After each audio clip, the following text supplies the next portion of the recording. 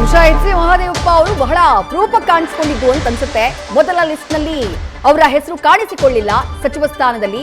ಎರಡನೇ ಲಿಸ್ಟ್ ನಲ್ಲಿ ಇರುತ್ತೋ ಇಲ್ವೋ ಗೊತ್ತಿಲ್ಲ. ಈಗ ವಿಚಾರವಾಗಿ ಪ್ರತಿಕ್ರಿಯಿಸಿದ್ದಾರೆ. May be for the first time ನನ್ನ ರಾಜಕೀಯ ಜೀವನದಲ್ಲಿ ಸಚಿವ ಸ್ಥಾನ ನಾನು ಕೇಳಿ ಪಡೆದವನಲ್ಲ. ಕಾಂಗ್ರೆಸ್ ಹೈಕಮಾಂಡ್, ಕಾಂಗ್ರೆಸ್ ಪಕ್ಷದ ಹೈಕಮಾಂಡ್ ತೀರ್ಮಾನದಂತೆ ನಾನು ಸಚಿವನಾಗಿದ್ದೆ.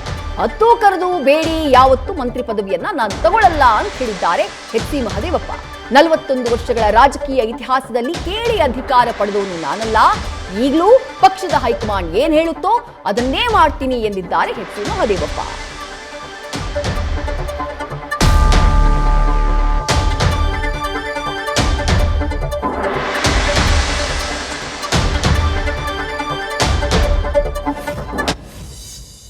ನೋಡ್ರಿ, ಯಾವಾಗ ಏನು ಮಾಡಬೇಕು ಅಂತ ನಮ್ಮ ಹೈಕಮಾಂಡ್ ತೀರ್ಮಾನ ಮಾಡ್ತಾರೆ. ಹೈಕಮಾಂಡ್ ಏನು ತೀರ್ಮಾನ ಮಾಡ್ತಾರೆ ಅದೇ ಫೈನಲ್. ಅಲ್ಲ, ಎಚ್ ಸಿ ಮಹದೇವಪ್ಪ ಮೈಸೂರು ಭಾಗದಲ್ಲಿ ಪ್ರಭಾವಿ ನಾಯಕರು, ಯಾಕೆ ನಿರ್ಲಕ್ಷ್ಯ ಮಾಡ್ತಾ ಇದೆ ಹೈಕಮಾಂಡ್ ಅಂತ? ಎಲ್ಲಿ ನಿರ್ಲಕ್ಷ್ಯ ಮಾಡಿದ್ವಿ ಅಂತ ಎಲ್ಲಿ ಹೇಳಿದ್ದಾರೆ? ಈಗ ಸಚಿವ ಸ್ಥಾನಕ್ಕೆ ಯಾಕೆ ಹಂತದಲ್ಲಿ ಆಗ್ಬೇಕಿತ್ತು ಆಕ್ಚುಲಿ?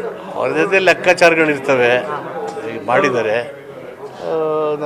ನೆಕ್ಸ್ಟ್ ಮಾಡುವಾಗ ಎಲ್ಲನೂ ಪರಿಶೀಲನೆ ಮಾಡ್ತಾರೆ. ನಿಮಗೆ ವಿಶ್ವಾಸ ಇದೆಯಾ? ಎರಡನೇ ಹಂತದಲ್ಲಿ ಆಗುತ್ತೇನೋ ವಿಶ್ವಾಸ ಇದೆಯಾ? ನಾನು ನನ್ನ ಸರ್ವಿಸಲ್ಲಿ 41 ವರ್ಷ ಆಯಿತು. ನನಗೆ ಮಂತ್ರಿ ಕೊಡಿ, ಈ ಖಾತೆ ಕೊಡಿ ಅಂತ ಎಂದು ಯಾರಿಂದೆ ಓದೋನೂ ಅಲ್ಲ, ಕೇಳಿದವನೂ ಅಲ್ಲ.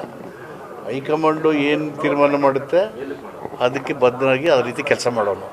ಅದಕ್ಕಿಂತ ಹೆಚ್ಚಾಗಿ ಸಂವಿಧಾನ ಮತ್ತು ಪ್ರಜಾಪ್ರಭುತ್ವದ ಬಲವರ್ಧನೆಗೆ, ಅದರ ರಕ್ಷಣೆಗೆ ಸಂಘಟನೆಗಳ ಜೊತೆಯಲ್ಲಿ ಸೇರಿ, ಯುವಕರ ಜೊತೆಗೆ ಸೇರಿ ರಾಜ್ಯಾದ್ಯಂತ ಹೋರಾಟ ಮಾಡೋನು. ಅದಕ್ಕಿಂತ ಸಂವಿಧಾನನ ಮನೆ ಮನೆಗೆ ತಲುಪಿಸೋ ಕೆಲಸ ಮಾಡೋದು, ಜಾಗೃತಿ ಮೂಡಿಸೋಂಥ ಕೆಲಸ.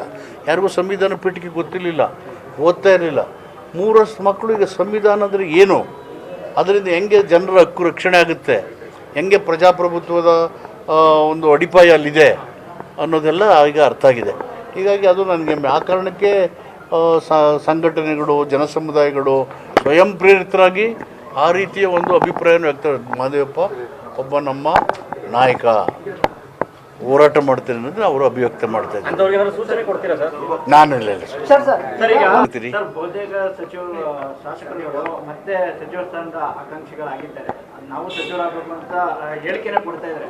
ತಾವು ಏನಿದ್ದೀರಾ ಬೇಕು ಅಂತ? ಆಗ ಅದರಲ್ಲಿ ಶಾಸಕರು ಕೇಳೋದ್ರಲ್ಲಿ ತಪ್ಪೇನಿಲ್ಲ. ನಾನು ನನ್ನ 40 ವರ್ಷದಲ್ಲಿ ನನಗೆ ಮಂತ್ರಿ ಕೊಡಿ, ಖಾತೆ ಕೊಡಿ, ಅಧಿಕಾರ ಕೊಡಿ ಅಂತ ಕೇಳೇ ಇಲ್ಲ. ಹೀಗಾಗಿ ಕೇಳಿ ಹತ್ತು ಕರೆದು ಬೇಡಿ ತಗೊಳ್ಳುವಂಥದ್ದು ಮಂತ್ರಿ ಪದ ಅಲ್ವೇ.